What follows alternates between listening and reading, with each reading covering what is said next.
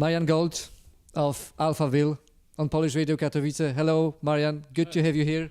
Hello. Thanks. Look at you, forever young.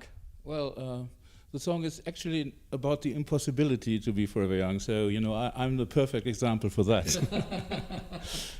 Marian, I've read that during your heyday in the 80s, when you were really popular with your first record, you didn't play live. Is that true? Yeah, absolutely. Yeah, that's true, because we couldn't play.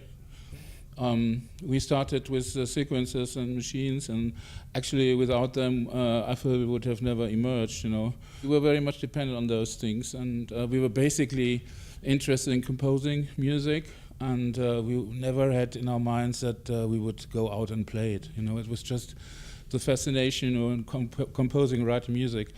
So, but from the mid-90s on, we were experienced enough, you know, that since then I'm doing like 50, 40 gigs every year. So it started as a studio experiment? Yeah, absolutely, yeah. So how do you find performing live then? It's the other half of in the life of the artist, you know. I mean, as a performer, as a singer, I always want to go on stage, you know. But I was a minority, you know. We were a three-piece in the beginning, and I was every time when I suggested that, I was outvoted by the other two. So yeah, it never happened until 95. Then we put this band together, the live band together, the Alphaville live band, and since then we do the shows. Your debut album has just been released again after 35 years, a special anniversary edition. By the way, I have it on vinyl with me. It still sounds great. It's a classic. It sounds better now because it's remastered, and there was some work to be done, and we're happy, you know, that the album now sounds really at its best now. Yeah, but still, your songs from 35 years ago, when they come on the radio, they still sound like a classic. It's a sound that I think never gets old. Did you expect that at the beginning?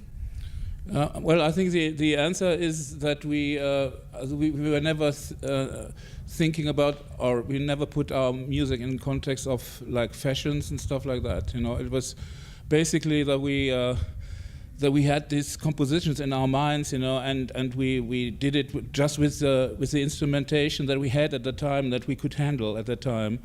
And I think that is one of the reasons that made the music quite timeless, you know. So it's not really connected to the outside, but more to the inside of our brains, you know, at that time, and of our originality, maybe.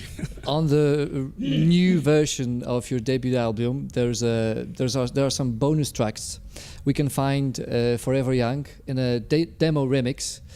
And I was surprised, I was flabbergasted that it was it supposed to be a fast, up-tempo, upbeat song like in this demo? That's how we wrote it in the beginning. You know, I remember exactly that Bernard came one day. He came up with this tape and played me the music, and said, you know, have you any idea to sing something on this music? And I really liked it. You know, I liked this groove, down, down, down. And I wrote the lyrics for Forever Young within half an hour or so, and then presented it to the other two boys, and they were really excited. And one night we just put down all the percussive instruments, everything that did a rhythm, and we had just the vocal and the strings, and then we thought, well, what is this? You know, this is the song. This is actually the song, and so we did it then as a ballad. Okay, a coincidence then? Coincidence and a good deal of luck. Okay. I have to ask you about other song, one of our listeners' favorite, Big in Japan. What's the story behind that hit? Oh, Big in Japan it's kind of autobiographical because it's from the times when I came at the late 70s, when I came to West Berlin.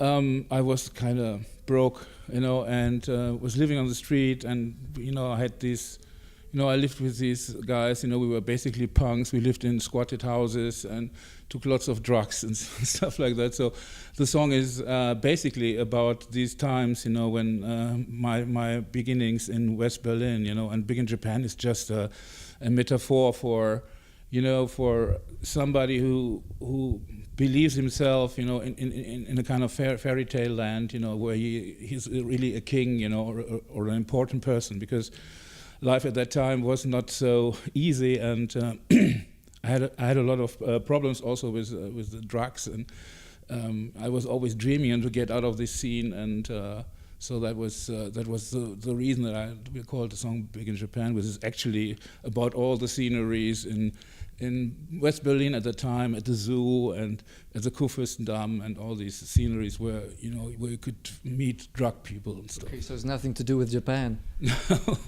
absolutely nothing. No. Okay. Your latest new album came out 2 years ago. What's the status of Alphaville now, and what's happening in the band? Can we expect something more new music? Well, yeah, the last album is a couple of years, I think 2.5 years, Strange Attractor. And we did a lot of touring over the last couple of months, almost years, and so I haven't done very much at the moment. I haven't done very much material. So I'm looking very much forward that during winter time we're gonna rehearse and we're gonna compose more music and more material, and then we might probably coming on with a new album next year. That would be great. We have a working title. It's going to be called Thunder Baby. Thunder Baby. Is that you, Thunder Baby? I think that is the idea that is behind the band. Let's put it like that. Okay, so let's roll like a thunder with Alphaville. Enjoy your stay in Poland. Thank you for talking to Radio Katowice. Thanks. Thank you. Radio Katowice.